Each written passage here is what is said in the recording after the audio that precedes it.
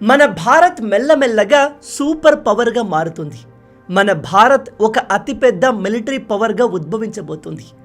ఈ మధ్య ప్రతి ఒక్కడు ఏమాత్రం జ్ఞానం లేని వాళ్ళు కూడా ఇండియాను తక్కువ చేసి మాట్లాడడం, అవహేళన చేయడం, భారతీయుల్ని కించపరచడం చేస్తున్నారు. దురదృష్టం ఏమిటంటే మనలో చాలామంది ఆ మాటల్ని నమ్మేస్తున్నారు. మన దేశంలో ఒక రాష్ట్రమంతా కూడా ఉండని దేశాలతో మనల్ని కంపేర్ చేసి భారత్ని తక్కువ చేసి మాట్లాడుతున్నారు. అలా మాట్లాడే వాళ్లకు, అలాంటి పోస్టులు చేసే వాళ్లకు విషయ పరిజ్ఞానం ఉండదు. ఎకానమీ గురించి ఏమాత్రం నాలెడ్జ్ ఉండదు. ప్రజెంట్ మన ఇండియా అఫీషియల్గా వరల్డ్లోనే 4th లార్జెస్ట్ ఎకానమీగా మారింది.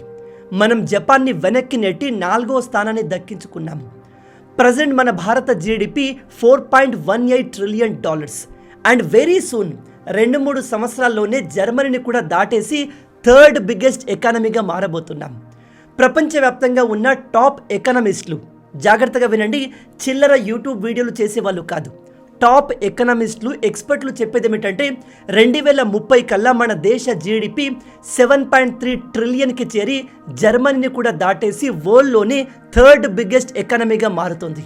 అప్పుడు ఈ థాయిలాండ్, జపాన్, యూరప్లోని అన్ని దేశాలు మన ఇండియా కింద ఉంటాయి.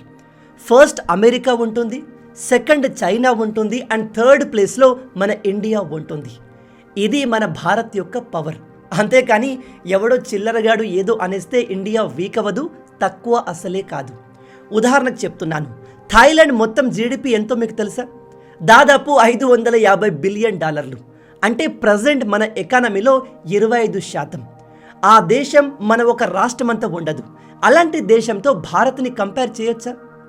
ఎస్, నీట్నెస్ విషయంలో థాయిలాండ్ మనకంటే కాస్త బెటర్గా ఉంది.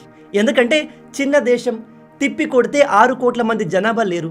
కాబట్టి అక్కడ గవర్న్ చేయడం, కొత్త చట్టాలని తీసుకురావడం, పాలసీలు తీసుకురావడం చాలా ఈజీ.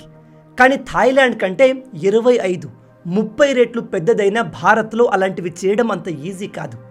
7 కోట్ల మంది ఎక్కడ, 140 కోట్ల మంది జనాభా ఎక్కడ? అండ్ కొంతమంది మన కరెన్సీ చాలా వీక్ అయిపోయింది, థాయిలాండ్ $1 మన దేశంలో $3 సమానమని చెప్తూ ఇండియాను తక్కువ చేస్తున్నారు. ఈ లాజిక్ ప్రకారం చూస్తే మన $1 జపాన్లో $2 సమానం.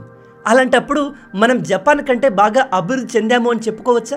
ఇంకోటి, వియత్నాం కూడా థాయిలాండ్ లాగా నీట్గా ఉంటుంది అండ్ థాయిలాండ్ కంటే వేగంగా డెవలప్ అవుతుంది. కానీ మన $1 వియత్నాంలో $300 సమానం. మరి ఈ విషయాన్ని ఎందుకు డిస్కస్ చేయలేదు? అంతేకాదు, ఇండోనేషియా, ఇరాక్, లెబనాన్ ఇంకా దాదాపు 30 దేశాల కరెన్సీ మనకంటే తక్కువగా ఉంది. గుర్తుపెట్టుకోండి, కరెన్సీ వాల్యూ దేశ అభివృద్ధిని ఇండికేట్ చేయదు. కరెన్సీ వాల్యూని ఆ దేశం యొక్క RBI, reserve bank of India control చేస్తుంది. ఇది అందరికీ అర్థం కాదు. అర్థం కానివాడు నీతులు చెప్పకూడదు. ఈవెన్ మన దేశంలో ఉన్న టాప్ పొలిటీషియన్లు కూడా మన ఇండియన్ ఎకానమీ గురించి నోటికి వచ్చింది వాగారు. కాంగ్రెస్ లీడర్లు, ఎస్పెషల్లీ రాహుల్ గాంధీ ఇండియన్ ఎకానమీని డెడ్ ఎకానమీ అని చెప్పాడు. ట్రంప్ మన ఇండియన్ ఎకానమీని డెడ్ అని చెప్పాడు.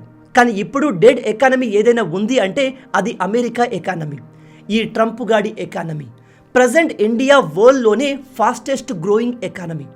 Present China, America, Japan, European Union మొత్తం కంటే వేగంగా డెవలప్ అవుతున్న ఏకైక దేశం మన ఇండియా. మీరు ఇక్కడ ఆర్టికల్లో చూడవచ్చు, Indian economy grows faster than expected 8.2% in September quarter even as tariffs byte.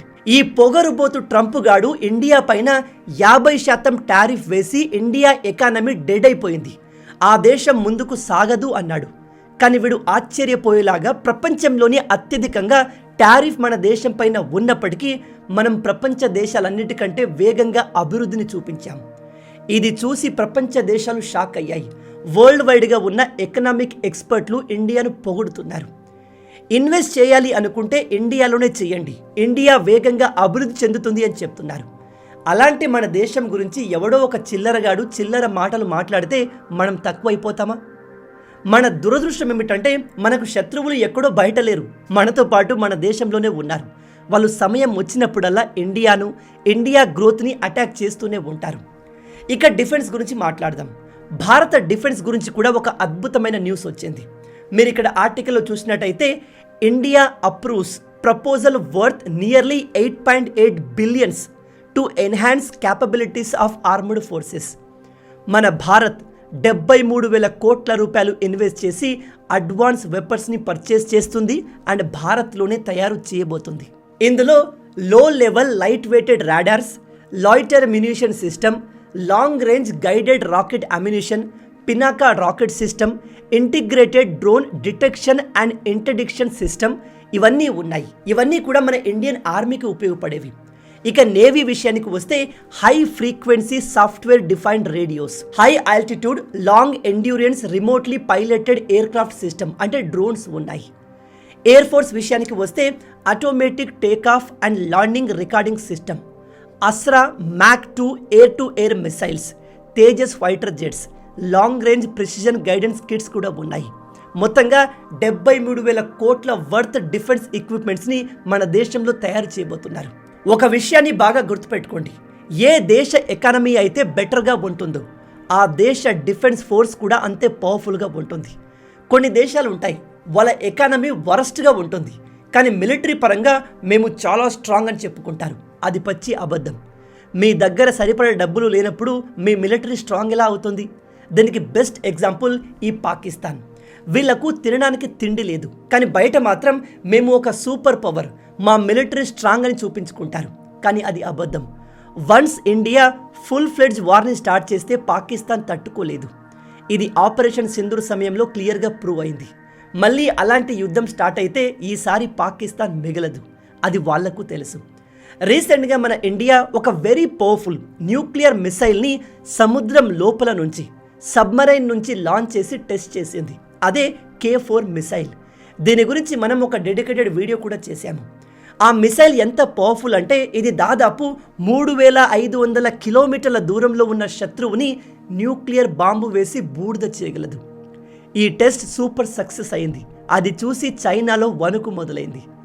మనల్ని చూసి కొన్నిసార్లు సూపర్ పవర్గా చెప్పబడే చైనాయే భయపడుతుంది. అలాంటిది ఈ చిల్లర పాకిస్తాన్ మనకు కాంపిటీషనే కాదు. ఇప్పుడు మన భారత సైంటిస్టులు ఈ K4 మిసైల్ని మరింత పవర్ఫుల్ చేయడానికి పనిచేస్తున్నారు. దీని రేంజ్ని 3,500 కిలోమీటర్ల నుంచి దాదాపు 10,000 కిలోమీటర్లకు పెంచేందుకు ట్రై చేస్తున్నారు. నాకు తెలిసి 2-3 సంవత్సరాల్లో అది కూడా కంప్లీట్ అయిపోతుంది. వన్స్ అది కంప్లీట్ అయితే మన దేశం నుంచి మనం ప్రపంచవ్యాప్తంగా ఉన్న ఏ దేశాన్నైనా టార్గెట్ చేసి డిస్ట్రాయ్ చేయగలము. అలాగే కొన్ని రోజుల క్రితం దాదాపు 70,000 కోట్ల రూపాయలు ఇన్వెస్ట్ చేసి మన ఇండియా జర్మనీతో ఒక అగ్రిమెంట్ చేసుకుంది. జర్మనీ మనకు పవర్ఫుల్ సబ్మరైన్స్ని తయారు చేసి ఇవ్వబోతుంది. అదేంటి బ్రో, మనం జర్మనీ నుంచి సబ్మరైన్స్ని కొంటున్నామా అంటే నో. ఆ కంపెనీయే మన ఇండియాకు వచ్చి మన సైంటిస్టులతో కలిసి సబ్మరైన్స్ని తయారు చేయబోతుంది. ఇంకో అతిపెద్ద పవర్ఫుల్ డీల్ గురించి వినండి. ప్రజెంట్ మన ఇండియా దగ్గర దాదాపు 36 రఫైల్ ఫైటర్ జెట్లు ఉన్నాయి. ఇవి చాలా పవర్ఫుల్ యుద్ధ విమానాలు.